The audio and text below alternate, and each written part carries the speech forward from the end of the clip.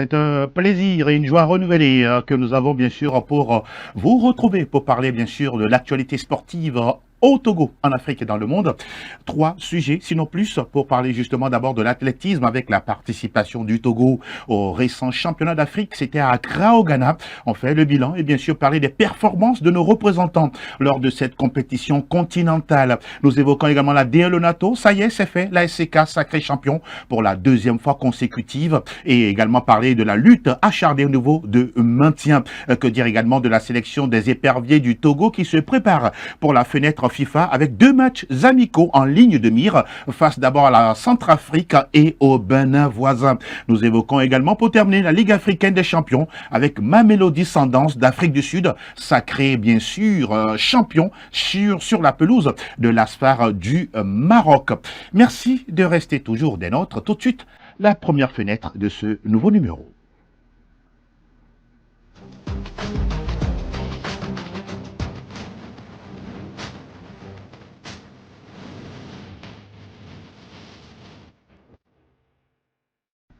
L'actu nationale, on en parle avec bien sûr nos invités en plateau. On va d'abord saluer et souhaiter la bienvenue à David Oulouni.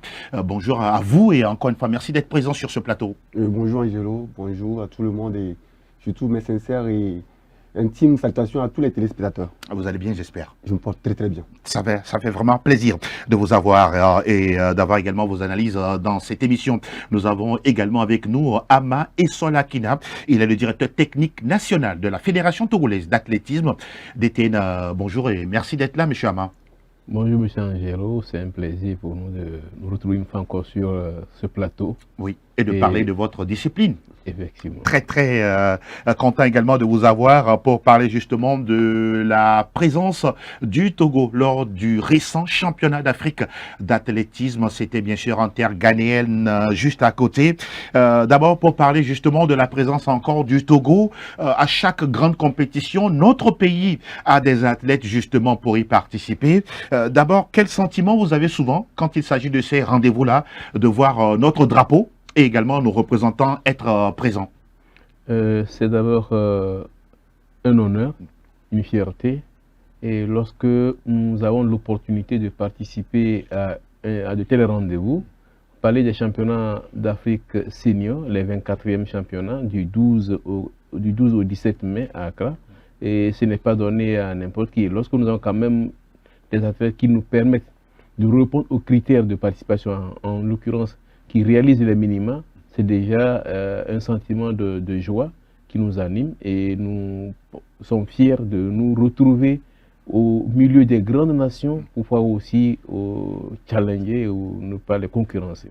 Et c'est aussi en quelque sorte un rendez-vous du donner, du recevoir, de transmission, d'échange entre vous, les grands techniciens des fédérations africaines. Effectivement, ça ne manque pas. Lorsque nous nous retrouvons, c'est beaucoup plus aussi cet aspect qui nous réjouit parce que là, nous avons l'opportunité de nous retrouver entre entraîneurs et bien sûr, nous avons des plateformes sur lesquelles nous échangeons en ligne, mais lorsque nous nous retrouvons, c'est beaucoup plus convivial et d'échanger entre les pairs pour que nous puissions partager les expériences, voir comment ça se passe ailleurs et puis bon, ça nous permet aussi de revoir notre manière aussi de travailler.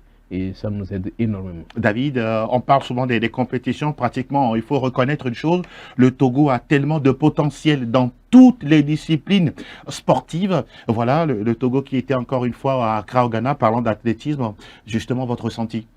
Sincèrement, félicitations d'abord aux athlètes qui ont eu cette chance-là, une fois encore, de participer au meeting. Et nous allons pas devancer les choses indirectement, mais ils ont donné le meilleur d'eux-mêmes, ils ont fait ce qu'il faut. Maintenant, il va falloir réellement qu'on puisse, cette fois-ci, ouvrir la porte à ces jeunes-là aussi qui ont du potentiel, qui peuvent apporter autre chose que ce que ceux qui sont là depuis fort longtemps, je ne dirais pas trop longtemps quand même, mais qui sont toujours présents. Il va falloir réellement qu'on puisse donner la chance à ces jeunes-là aussi qui essaient d'émerger. Mais il faut mériter de bousculer la hiérarchie. Hein. Ça, c'est clair. Ce n'est pas par complaisance. par complaisance. Maintenant, à travers les compétitions et autres, Oui. qu'on donne la chance à ces jeunes-là aussi de s'exprimer, Voilà. qu'on puisse leur permettre aussi d'évoluer, d'aller dans ce genre de meeting. Vous le dites si bien parce que oui, dans n'importe quelle classe, il y a les grands, les petits et les moyens pour revenir justement aux performances hein, de nos représentants. Il y a eu quand même pas des moindres, Issaka Faiza, Yoak Bati Makman ou encore Médard Nayo et d'autres athlètes également.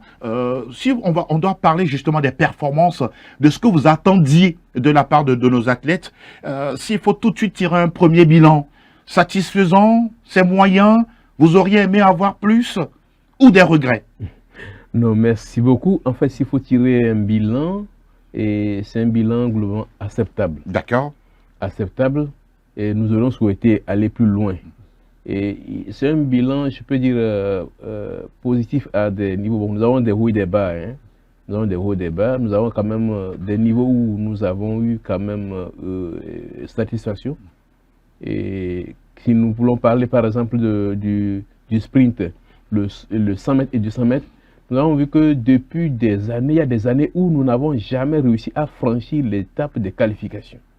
Les temps de série, et jamais, nous n'avons jamais réussi à franchir cette étape.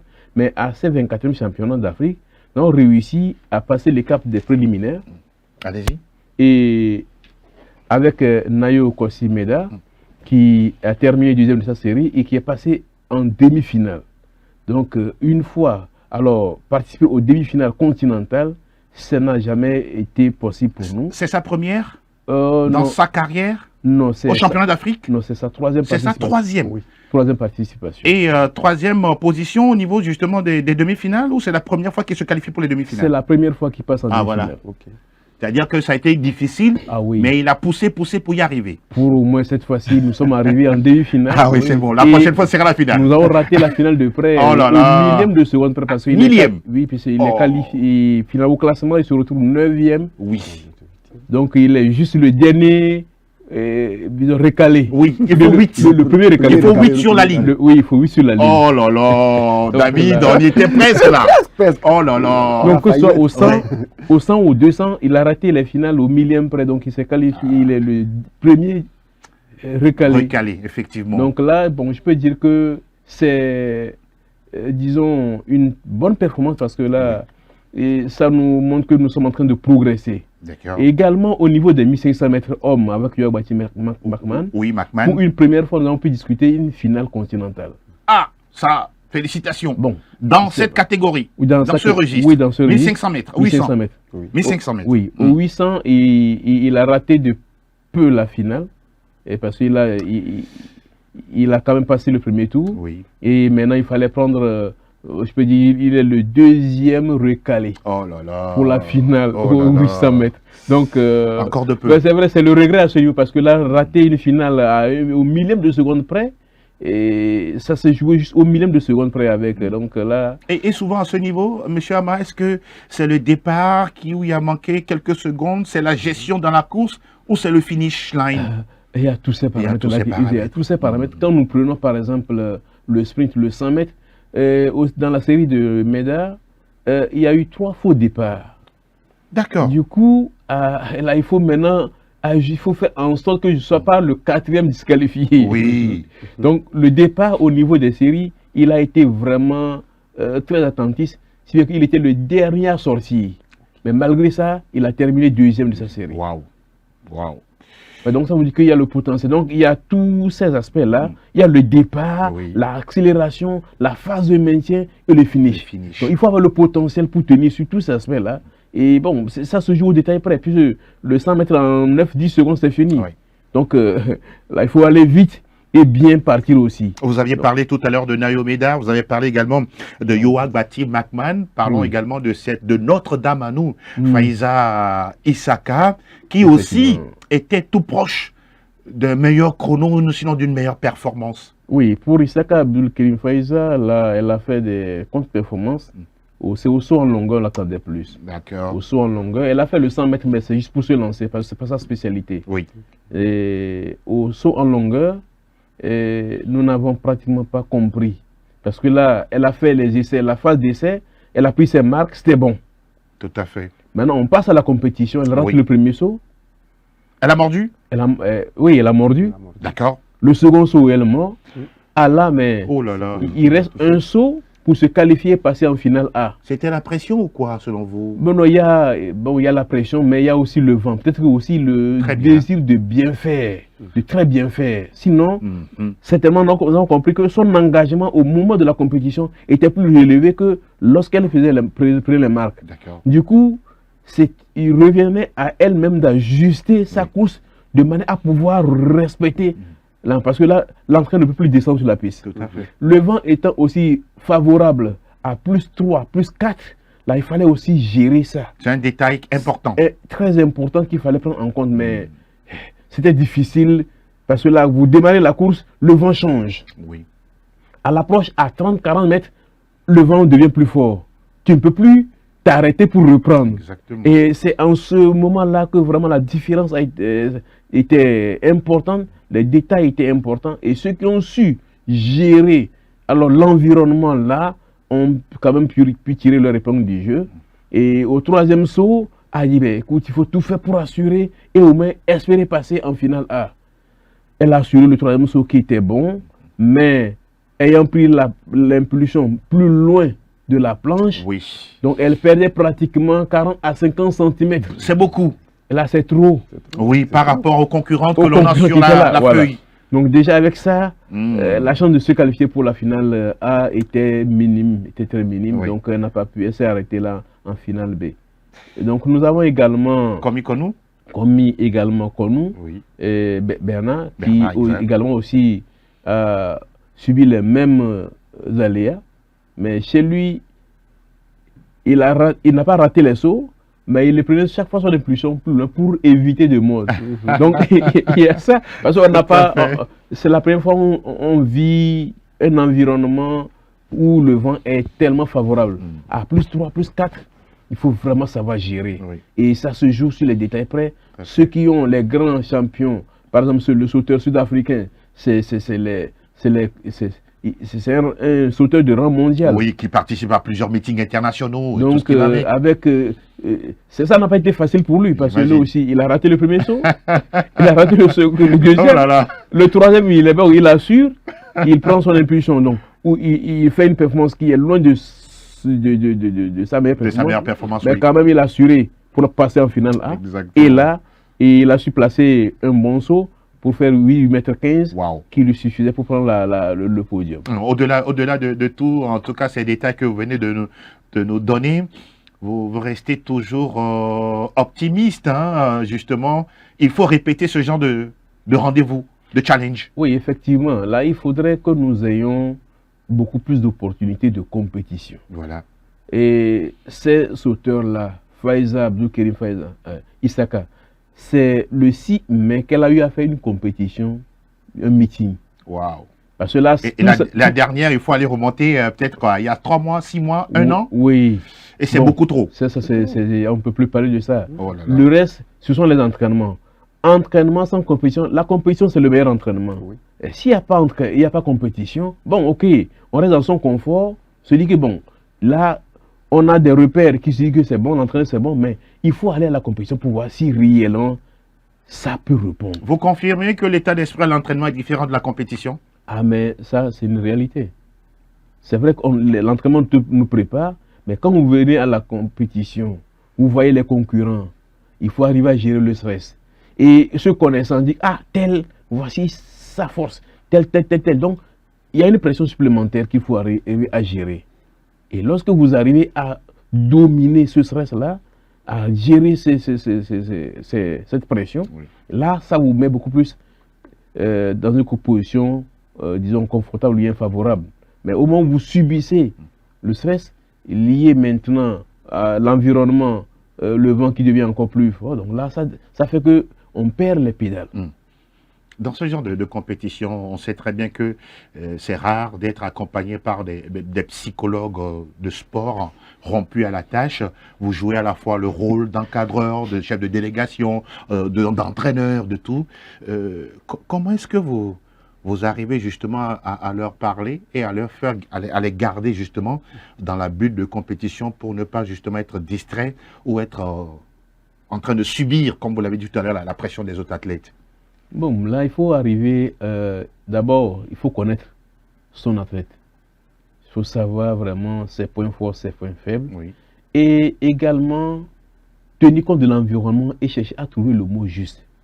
Les mots justes qu'il faudrait placer pour permettre à l'athlète de revenir en lui. D'accord. Donc, c'est ce rôle que nous jouons. Comme vous l'avez dit, parler de psychologue qui nous accompagne, bon, c'est une bonne chose, mais nous n'avons pas encore eu cette opportunité. D'accord. Mais nous jouons ce rôle et nous faisons l'effort et de répondre aussi à leurs besoins. Dites-nous, Amaïso Lakina, pour ces athlètes que nous avons, comme Ikonou Faiza, Yoak Batimakman ou Médar Nayo, aujourd'hui, vous nous donnez des informations comme quoi ils sont dans les meilleures conditions de préparation, un peu partout, là ils se retrouvent, que ce soit au Togo, au Sénégal ou ailleurs?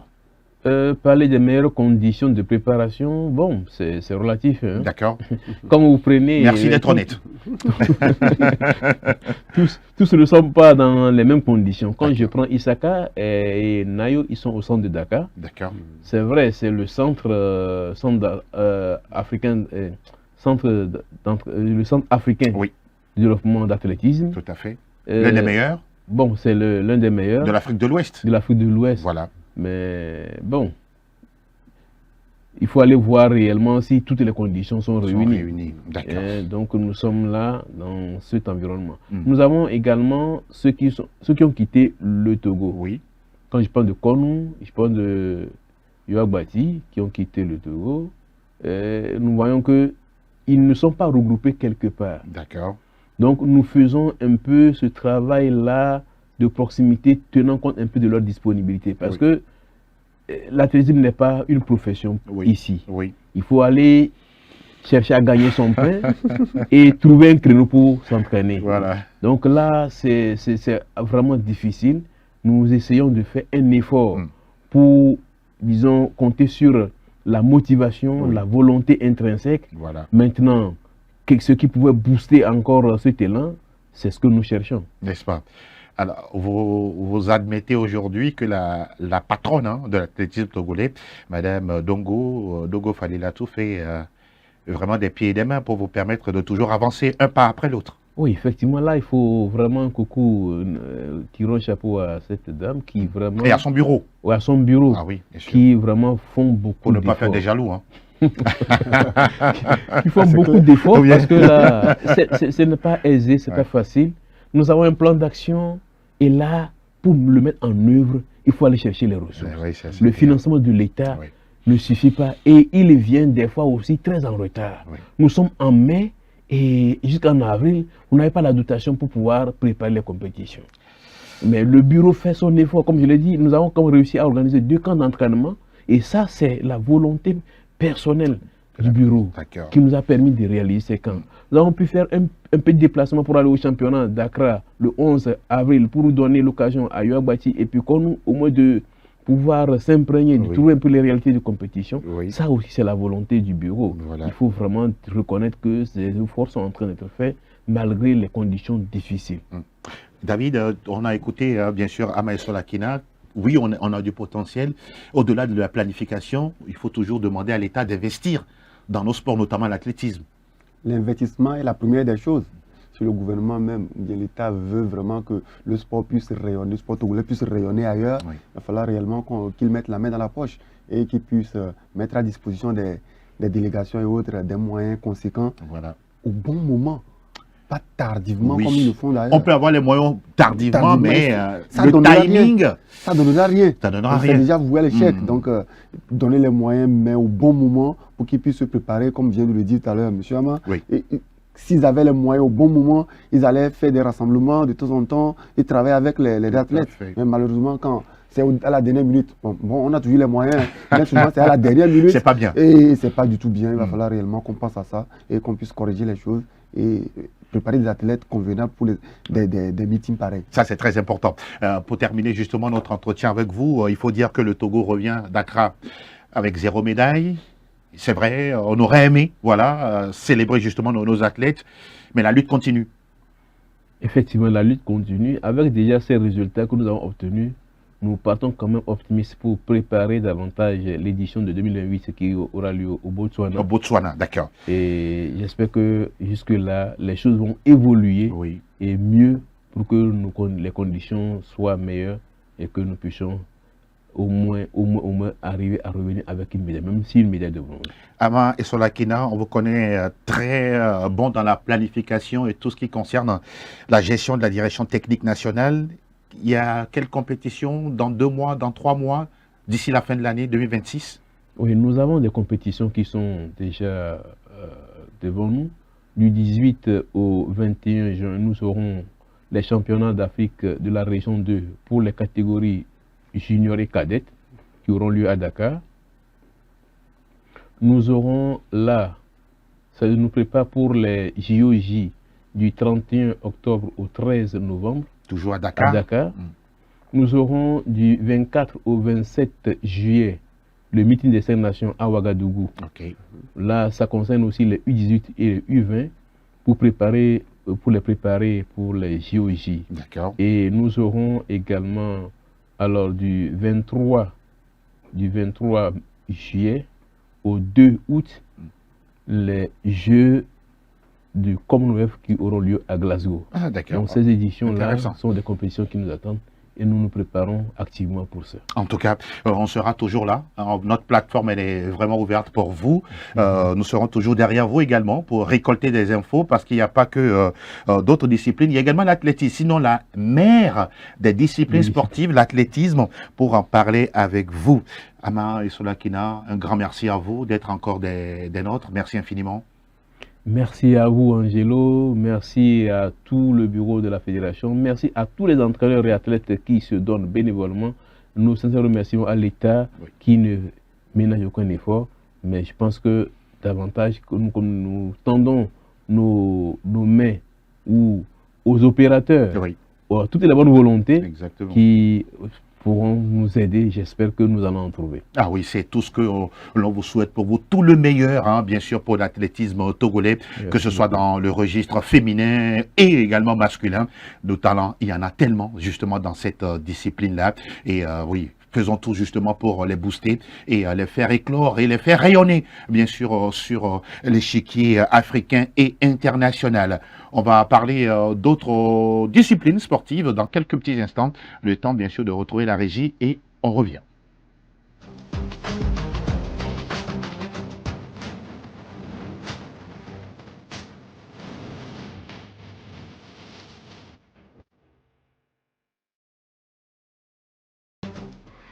Nous parlons d'une autre discipline et pas des moindres. Nous évoquons la DLONATO, vous le comprenez bien.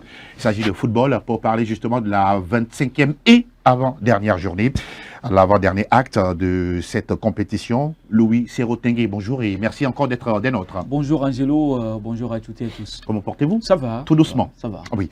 Allez, on va parler justement du football national pour évoquer bien sûr l'actualité et la nouvelle. Vous la connaissez depuis déjà quelques heures. C'est bien sûr le sacre, on peut peut-être dire, hein, ce n'est plus une surprise. Hein, la SCK champion du Togo pour la 2e fois d'affilée sur le terrain de la formation de l'AS Bowesu.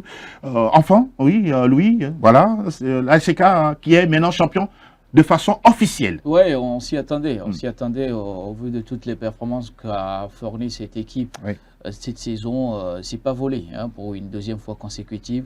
Chapeau à Metokolo Messan pour son travail, y compris également les dirigeants de la SCK qui ont mis les moyens avec des bons recrutements, même si c'est pas du bling-bling. Oui. Il y a eu un travail qui est fait avec beaucoup plus d'ossature où le collectif, pour moi, a primé pour ce sacre-là. N'est-ce pas? Bon, quand c'est bon, c'est bon. C'est l'occasion de les féliciter. Oui. C'est une équipe aujourd'hui qui, pour moi, est dans la bonne organisation professionnelle. Il y a quand même toutes les catégories possibles. Oui. Ce qui dit... On a un stade, un groupe de supporters. Groupe de supporters. C'est la bonne organisation quand on veut vraiment devenir ce club-là. Ils ont eu à disputer la Ligue africaine des champions au niveau des phases préliminaires. Je crois que cette fois-ci, ils ont appris les leçons. Ou avec ce sacre-là, c'est encore les ambitions qui seront encore bien définies. chapeau, félicitations. C'est pas terminé, le Tout à travail fait. continue, comme on N'est-ce dit. pas? Ça, c'est vrai. On aura en tout cas le temps de revenir, oui, au fur et à mesure dans les journées à venir pour faire un gros bilan sur cette D1 Lonato, mais on reste toujours sur l'ASCK.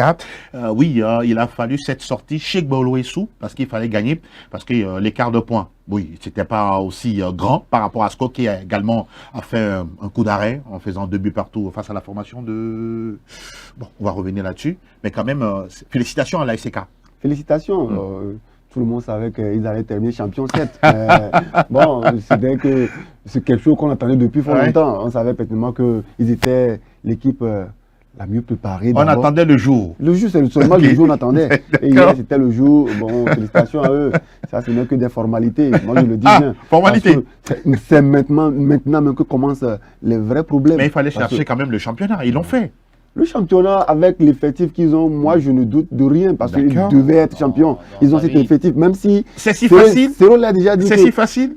C'est pas trop blim, mais attention. Je pose la question. Est-ce que c'est si facile? C'est pas facile, mais il fallait se battre. N'est-ce pas? Ils sont battus. D'accord. Mais pour au Togo, actuellement, ils sont mieux placés pour être champions. Et ils le sont. Maintenant, avec l'effectif qu'ils ont, je sais qu'ils vont aller encore chercher certains joueurs pour colmater un petit peu certains brèches pour que sur le continent, qui puisse nous représenter dignement. Parce qu'on ne veut plus de cette équipe-là qui ira et puis au premier tour revenir à la maison. Non, bon, ça c'est un autre gros défi. Il faut réellement qui se prépare pour... Et ils sont champions. Il faut faire mieux. Qui gardent la tête sur les épaules. D'accord. Et faire mieux. D'accord. Oui, le gros défi, c'était saison tout à fait relevé par l'équipe de l'ASCK. Vous n'êtes pas sans savoir que ASCO était... cette équipe-là qui dominait le championnat pratiquement sur 5 ans. Et voilà, se réveille avec bien sûr cette détermination d'aller tout simplement maintenir cette concurrence au niveau des chauffeurs. C'est bien fait. Ils alignent encore une fois un deuxième sacre. Pour moi, c'est pas rien. C'est tout un travail. On sait que derrière, il y avait des concurrents directs. Je parle d'Asco, de Gboloessou, de la Barracuda, qui a sorti un peu la tête. Qui a sorti la tête, qui a bousculé pour moi à un moment donné la hiérarchie, en faisant comprendre à tout le monde que voilà, ils ont également cette ambition-là. Donc pour moi, ça a été vraiment compliqué. D'abord pour l'ASCK, parce qu'il fallait d'abord tenir cette concurrence-là à distance de temps en temps avec Asco. Où voilà, c'était gagné d'avance, même si on a dit tout à l'heure que c'est une équipe championne qui a pratiquement gardé le statut. Il y a eu des départs. Je peux me tromper avant que nous continuions, mais il y a quand même eu à un moment donné un point de différence, non? Bien sûr, il y avait un point de différence. Il y avait un point de différence. Si ce n'est les contre-performances d'Asco, avec une équipe de l'ASCK qui, pour moi, a enchaîné pour pouvoir creuser un tout petit peu l'écart. Personne ne s'y attendait tout de suite que voilà, l'ASCK serait un sacré champion. On se l'avait dit ici également qu'à un moment donné, il y a même si David n'est pas d'accord avec vous, bon, non, ça reste votre opinion. Aujourd'hui, cette équipe de l'ASCK, pour ce sacre, pour moi, c'était pas gagné d'avance. D'accord. Oui, il y avait quand même ce statut de champion, mais c'était pas gagné d'avance. C'est sur la lignée d'un travail acharné, autant pour moi, où aujourd'hui, ce sacre vient corroborer quand même toutes les mérites de cette équipe de l'ASCK. Vous reconnaissez ce mérite? Moi, je reconnais quand même les mérites de cette équipe de l'ASCK qui, pour moi, s'est battue jusqu'au bout pour être à ce niveau. Elle est allée chercher justement son sacre. On aura le temps, comme on l'a dit bientôt, pour revenir de manière chronologique sur le parcours de l'ASCK cette saison. On va évoquer une autre actualité également, messieurs, ça concerne les équipes qui sont à la quête du maintien, parce que là aussi c'est très très chaud, pas comme Gomido où on fait du chaud, non, mais là c'est chaud, c'est brûlant. Espoir FC et AS Bina qui sont pas encore sauvés, mon cher Louis. On avait 2 étapes à 4 journées de la fin. Oui. La première étape, on vient de la connaître, c'est l'équipe championne, qui est la SCK. Et là, la deuxième étape dans ce championnat, c'est là où ça devient très intéressant avec, bien sûr, des équipes qui vont lutter jusqu'au bout. On citait tout à l'heure AS Bina, FC Espoir, Comido, AS OTR. Bon, on a vu déjà quelque part ces équipes-là qui, pour moi, vont être reléguées. Hein.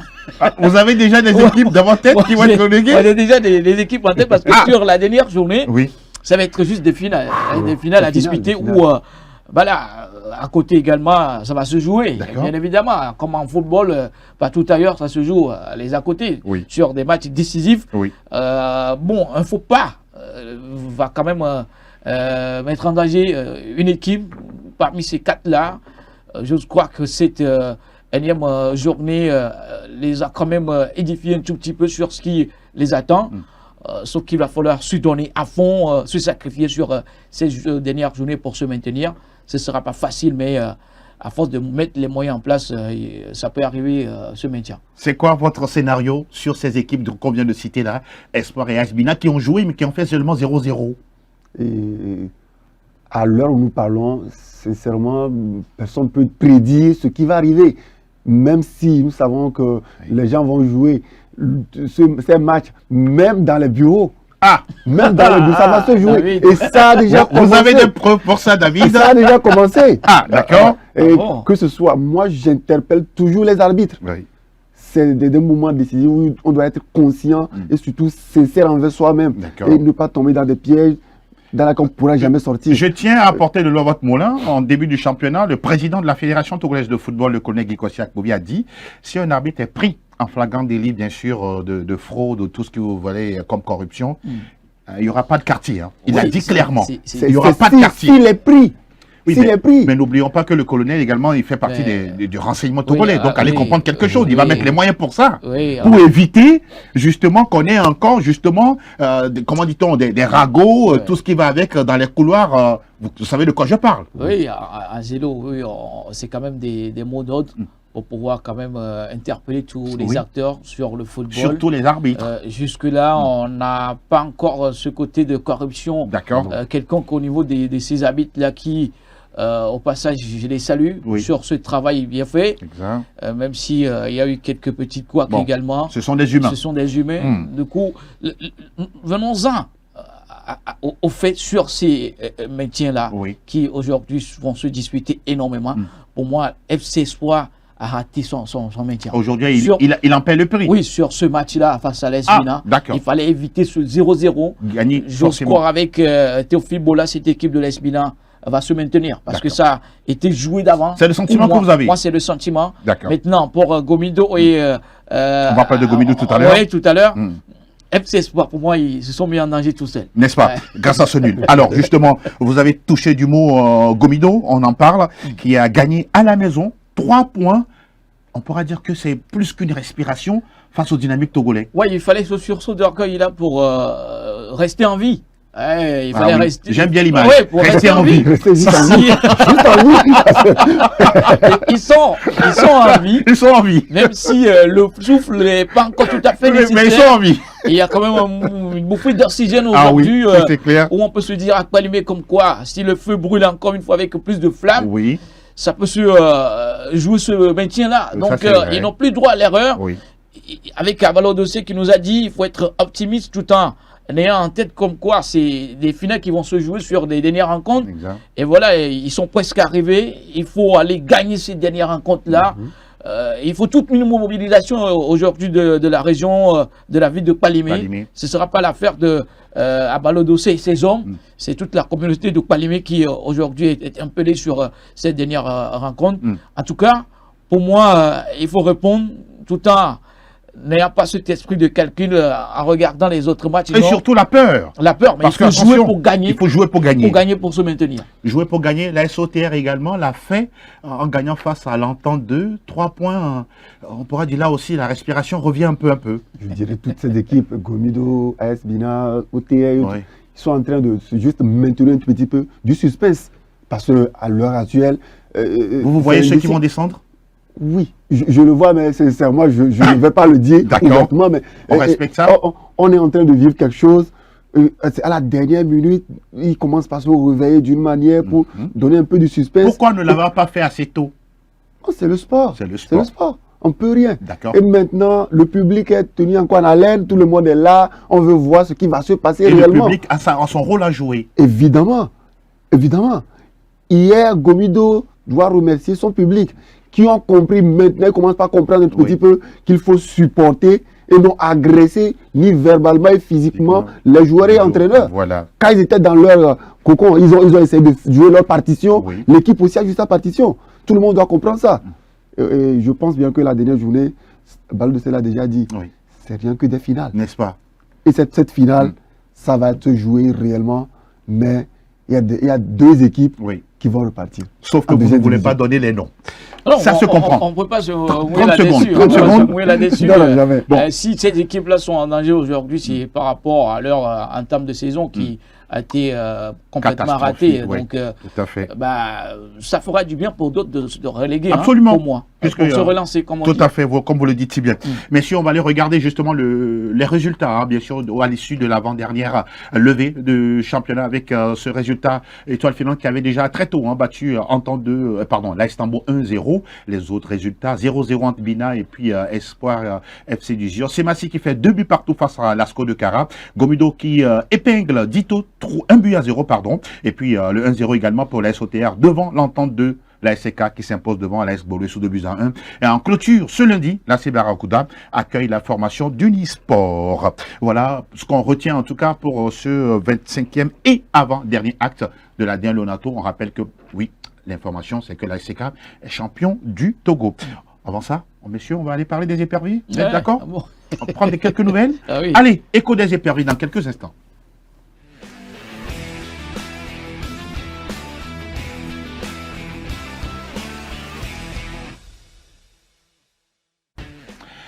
Elle était attendue, la liste de Patrice Neveu, bien sûr, pour planter le décor concernant les 25 éperviers qui ont été retenus pour la fenêtre FIFA. Le Togo joue contre la Centrafrique et le Bénin à partir du mois de juin. On était justement à cette conférence de presse. On vous laisse découvrir la liste de Patrice Neveu.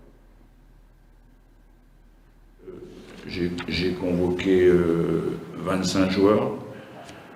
Je vous communique la liste. Gardien, Steven Mencha, Malcolm Barcola, Achirafou Yaya, Mencha Eboué. Défenseur, Kennedy Boiten, Steven Nador, Kevin Boma, Gustave Akesson, Abdoul Sabour Baudet, Pierre Nadjombe, Fad Sana, Isaac Akako. Milieu, Dakonan Djene, Derman Karim, Roger Aoulou, Sadik Fofana, Bastou Djibril, Pelafia Mohamed, Agno Aimé Kofi. Attaquant, Kevin Denke, Charles Abi, Itsoko Metsoko, Idjessi Metsoko, excusez-moi, Kodjo Fodolava, Komi Arnaud et Yanis Sankucha. Voilà. Donc sur cette liste, comme vous le constaterez, il y a quelques nouveaux joueurs, enfin quelques joueurs qui reviennent, tels que Gustave, tels que là-bas, tels que Boma. Et puis, tel que Yanis qui arrive comme nouveau joueur Sankucha, qui est un jeune attaquant qui joue à Tarbes, qui a fait une bonne saison, qui a mis 8 buts et 8 passes décisives, qui fait 8 passes décisives. Entre autres, on constate par rapport aussi au championnat local. Donc j'ai intégré 5 joueurs du championnat local. On a suivi justement les 25 convoqués par Patrice Neveu, dont 5 joueurs locaux. Bon, on va d'abord parler justement de cette liste de 25 là, c'est bon. Pratiquement les mêmes, hein, on est dans la continuité, à part justement 1, 2, 3, 4 éléments nouveaux. Oui, ça a été toujours comme cela, des convocations. Aujourd'hui, quand on convoque des joueurs, c'est sur leur performance au niveau des statistiques, bien sûr. Fait. Donc, faire venir des nouvelles têtes dans cette équipe des éperviers du Togo, c'est encore une fois de travailler pour avoir cette ossature, parce qu'aujourd'hui, c'est l'ossature à plus de collectifs qui compte pour une équipe nationale. Sauf que cette nouvelle liste nous amène à une bonne découverte au niveau de la convocation avec les joueurs locaux. Oui. Cela vient bien sûr donner encore une fois plus de motivation à ces joueurs locaux, comme quoi c'est l'équipe nationale. il va falloir être performant. Merci au sélectionneur Patrice Neveu d'avoir pensé à ce championnat. Il vous a écouté. Oui, il nous a écouté parce que quand on ne convoque pas les joueurs locaux, on a l'impression que le championnat est Monsieur le carreau. Tout simplement, étant donné que voilà, nous avons des joueurs performants également, de très bonne qualité qui peuvent rivaliser avec les professionnels. Aujourd'hui, nous y sommes. C'est à ces 5 joueurs locaux d'aller montrer de quoi ils sont capables, même si parfois ils n'ont pas trop le temps de les prouver. Oui. Ça ne me surprend pas, cette nouvelle convocation. La satisfaction pour moi, c'est le retour de Laban Kodjo qui fait une saison exceptionnelle avec Alain. Et il va falloir beaucoup plus confirmer parce que depuis un moment, il n'arrive plus à confirmer en équipe nationale. Tout à fait. Là, il faut une équipe pour. Donc, les habitués sont là. Merci beaucoup. On espère vivement retrouver cette fois-ci encore de très bonnes choses au sortir de ces 2 matchs amicaux. Votre interprétation sur la liste de Patrice Neveu? Moi, je David? me suis concentré sur les défenseurs. D'accord. Il y a de très bons défenseurs, certes, mais je ne vois pas de latéral gauche dedans. Et aujourd'hui, c'est une sélection. Et on ne peut pas me dire que parmi tous les joueurs qu'on a, on ne peut pas trouver un gaucher de métier qui peut jouer au latéral gauche. Vous avez du doute, c'est ça? Oui, on va encore compter sur Boudé Sabou pour qu'il puisse se démerder une fois encore. Nous, on va le noter. Nous, on va le critiquer quand il ne sera pas bon. Mais on ne le met pas dans de bonnes conditions pour qu'il puisse donner le meilleur de lui-même. Et ce n'est pas du tout bien. Moi, je vais juste exhorter le sélectionneur de faire un effort, de nous trouver, de nous dénicher. Ne serait qu'un latéral gauche de métier qui peut maintenir le poste et fournir du beau football. Le reste de la liste, sincèrement, c'est bien. Il y a du renouveau, il y a des jeunes qui rentrent dans cette liste. On verra bien pour le moment. On va voir comment la cohésion, le vivre ensemble, tout ça va marcher. Et c'est ça qui permet à l'équipe de vivre. Et d'avancer. Permettez-moi d'amender un tout petit peu 30 secondes, s'il vous plaît. Sur la ligne de David, qui vient de souligner un point très important. On a eu un championnat qui aujourd'hui est pratiquement à la fin. Avec Patrice Neveu, qui normalement devait aller également au nord pour voir les matchs de Unisport, Semassi et autres, même si c'est des équipes qui viennent jouer à Lomé. Aujourd'hui, nous avons des latéraux de métier sur le flanc gauche qui, pour moi, quand je prends un peu ce joueur d'Unisport dont j'ignore un peu le nom, il y en a tellement dans la convocation. Et ils sont capables d'intégrer la sélection selon vous? On a des bons joueurs, des défenseurs de métier sur ce côté gauche. Ça a été toujours le problème de cette équipe nationale du Togo. Depuis un moment. Depuis le départ d'Athéo Zanzan et les autres. On a Amozo Roland aujourd'hui qui est en métier au niveau de l'Esbois. Oui, mais il avait intégré la sélection. Oui, qui connaît. Il n'y a pas eu de continuité. Oui, il faut donner la chance aux joueurs. Même si c'est dans la régression, le joueur est toujours en activité, il faut lui donner la chance. Le petit bémol également, c'est au niveau des gardiens. 4 gardiens. Pour moi, ça ne vaut pas la peine. Barcola, Acharafou Yaya, Ekwemensa pour la toute première fois. Il faut aujourd'hui miser sur certains joueurs. Vous auriez aimé 3? Oui, j'aurais aimé 3 gardiens sur 2 rencontres. Il faut miser sur... Ce qui est sûr, quand il s'agit des éperviers, il y a 8 millions, 9 millions de sélectionneurs. Donc, ça se comprend. Mon cher Serrault, on va continuer pour parler d'une ligne conductrice, puisque Patrice Neveu dit être ferme et focus sur ce qu'il vient faire à la tête de la sélection des éperviers. On va l'écouter. Lorsque j'ai signé au mois de mars, il y avait une conférence de presse et beaucoup de présents et beaucoup d'écoute. Et personnellement, je n'ai pas perdu un mot des engagements que j'ai pris et de l'ambition que j'ai à l'égard de la sélection.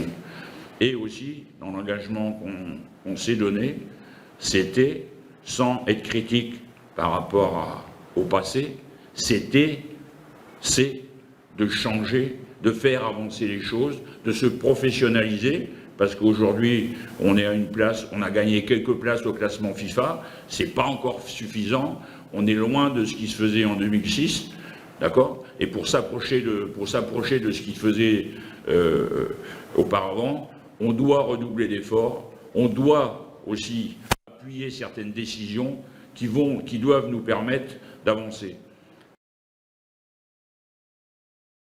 Vous l'avez écouté, hein, David, le sélectionneur, avant de revenir sur Serrault. Justement, commentaire. Et je vois que le monsieur commence par dire des choses qu'il ne respecte pas. Ah, qu'il ne respecte pas. Il avait parlé de continuité. Il avait déjà fait une sélection avec des joueurs, il y a de cela 2 ou 3 mois déjà. Et cette fois-ci, il fait une autre sélection avec d'autres joueurs. et il nous parle de continuité. Pour vous, il y a assez de changements dans Il y a cette liste? assez de changements. Combien de joueurs qui sortent Moi, et ceux 4 qui... joueurs qui sont sortis de la liste. Et ces 4-là, ils ont été performants?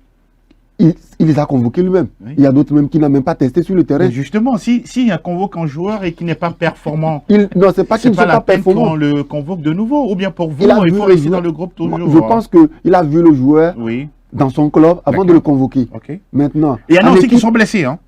Voilà. En équipe, maintenant, il faut tester le joueur. Il n'a même pas testé les joueurs. Il les a laissés tomber. Aujourd'hui, il revient avec d'autres listes, Ouais. une autre liste avec d'autres noms.